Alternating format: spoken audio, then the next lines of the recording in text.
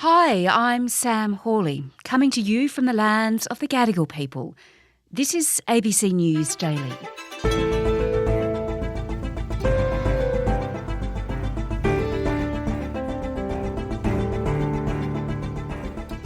Why do big Australian companies keep getting hacked? Millions of us have had our private data stolen, opening us up to identity theft and fraud. Now criminals even have our medical records. Today, cryptographer Vanessa Teague on why Australian laws are leaving consumers so vulnerable and why it won't be long before the next big data breach.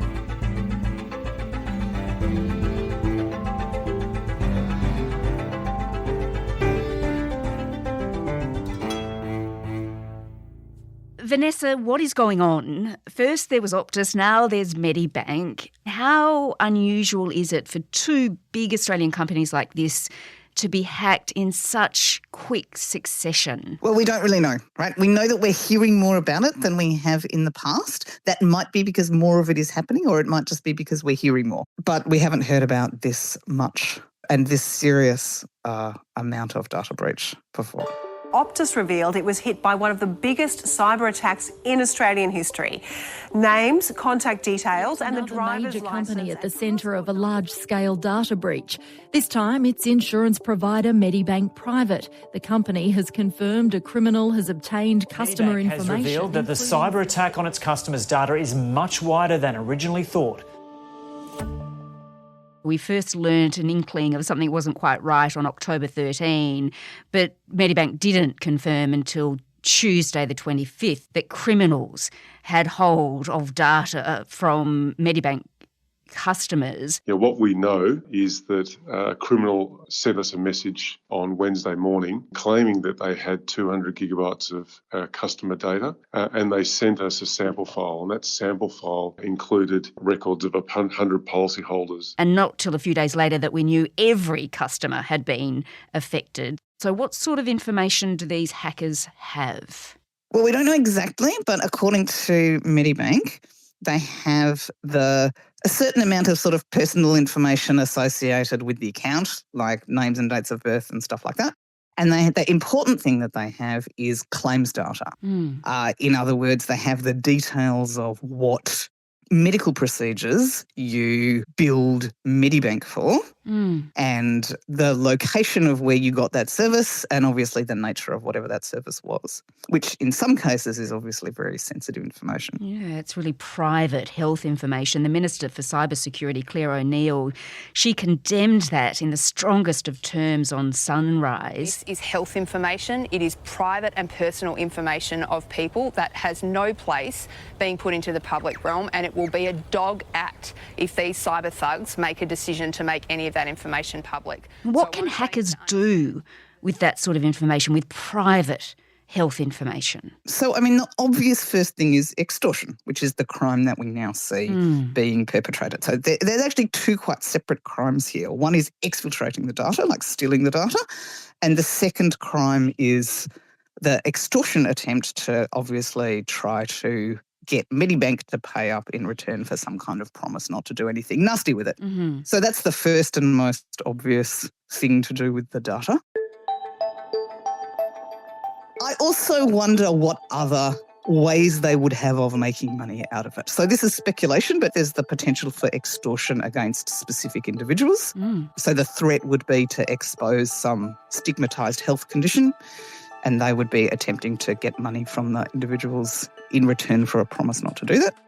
And then the third thing that I can think of, although I don't have any evidence that this is happening, is potentially just selling the data set as a bulk data set into the ecosystem of data gathering. For example, the pre-employment screening companies. If you've applied for a certain kind of job recently, you've probably had to give your consent to some kind of employment pre-check. Similarly, if you've had a rental, some rental agencies will ask you to consent to some kind of background checking. It seems to me like an obvious way of making a buck out of a big database like this. Sounds pretty concerning though, doesn't it, for Medibank customers? And there'd be some high-profile people, I'm sure, that these hackers have got the information of. They could be a target, I suppose. Yes, but it's actually the people applying for rentals and the people with long-term health conditions and the people on Centrelink benefits who actually stand the most to lose, potentially, from discrimination or exclusion from opportunities as a result of their personal data being leaked. The other really important thing about data breaches is they add up, right? They don't go away, they compound. The data breach from back in 2016, when the federal government released Medicare and PBS data for nearly 3 million Australians. Data.gov.au bills itself as an easy way to find, access and reuse public data. Government bodies from local councils to federal departments can post data sets for the public to use in apps or for analysis. But the Department of Health, in a recent publication of Medicare data, has run into trouble after it posted information that allows... If you happened also to have Medibank data from the same families, then there's the potential to use the Medibank data to identify the Medicare and PBS data. So the combination of those two data breaches is actually much worse, at least for the customers who are in both databases, is much worse than the sum of either one alone. So, Vanessa, what do we know about how this data was stolen? I mean, we were told in the case of Optus that the hack was unsophisticated. The Minister, Claire O'Neill, she was furious that it was such an easy hack. We were told even a primary school student could have got away with it. We should not have a telecommunications provider in this country which has effectively left the window open for data of this nature to be stolen. Well, you certainly don't seem to be buying the line from Optus that this was a sophisticated attack. Well, it wasn't, so no. But what happened in the case of Medibank? Do we know that yet? So we don't have any official details from Medibank, which is a bit disappointing. But Josh Taylor in The Guardian has cited an unnamed source saying that it was related to a leak of credentials. In other words, that somebody who had legitimate access to that database, a Medibank employee, had their login credentials stolen, and that those login credentials were then resold, and then whoever bought them used them to log into the system. We don't really have that many details about it. Why does this keep happening? I mean, how can these hackers keep outsmarting the systems? Is Australia doing something wrong in this space? Yes. So Australia has had 10 years of, not just inaction, but in some cases quite active action against security and privacy on the internet, right? We've had not only decades of not bothering to update our privacy law to bring it into line with other modern democracies, we've also had a decade of laws that really emphasised helping these security and intelligence agencies break into things in order to catch criminals, which is all very fine, but is quite the opposite of securing data. So we've had this great ambivalence from the very top of our country about whether we actually want to protect data or not. And I think that has to change. The lax rules and ambiguity and ambivalence about protecting data have put everybody at risk. Oh, gosh. And these laws, these rules that companies have to retain this data for such a long time, are they outdated too? Yes. Why your phone company should have to have your identity documentation at all is extremely unclear. And in a lot of other democracies, they don't. You can just buy a burner phone whenever you like. Again, the reasoning is that it supposedly helps defeat crime by ensuring that every phone owner is securely identified, which is all very fine, and maybe it does. But it also puts everybody at risk because it means that every phone company is sitting around with 100 points of our ID, which can be involved in a data breach. So other nations, you think, are doing things better.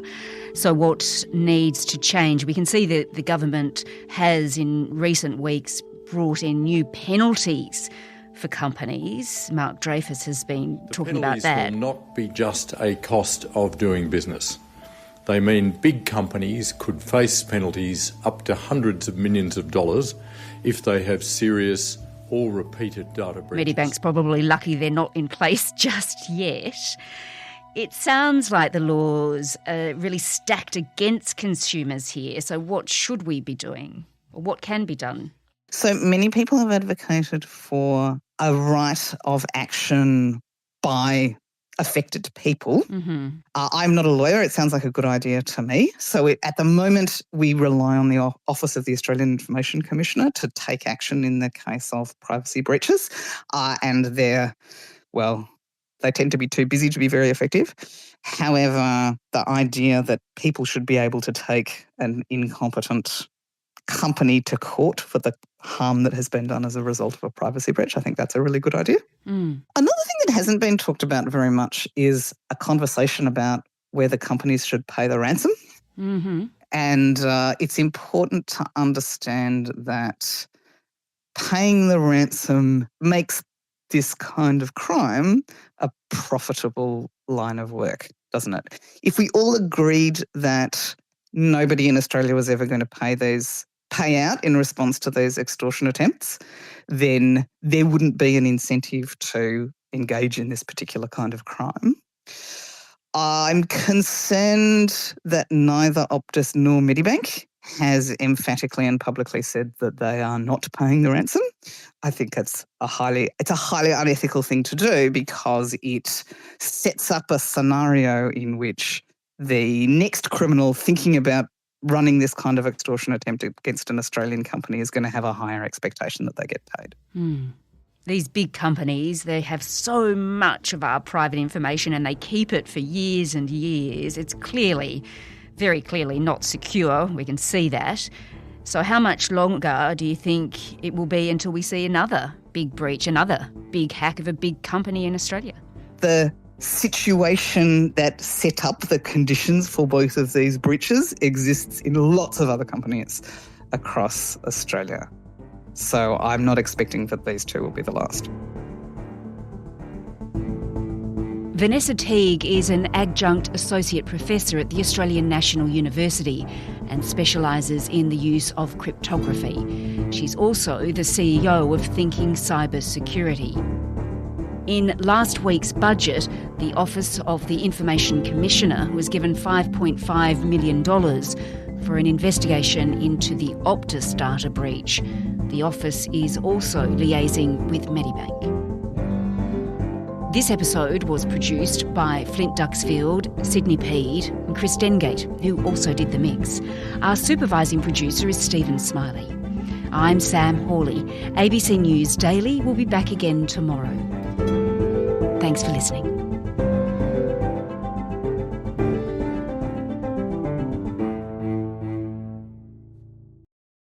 Subscribe to listen to more free podcasts or download the ABC Listen app and stream ad-free.